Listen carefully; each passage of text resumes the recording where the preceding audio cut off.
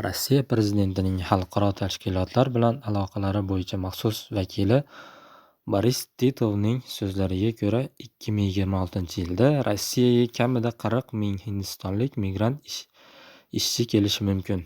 Uning so'zlariga ko'ra, Hindiston Rossiyaga ishchi kuchi yetishmasligini qoplashga yordam beradi.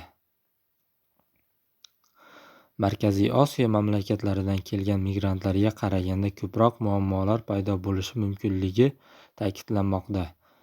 Buning sabablari orasida rus tilini bilmaslik, sezilarli madaniyat farqlari va mahalliy normalarni tushunmaslik keltirilgan.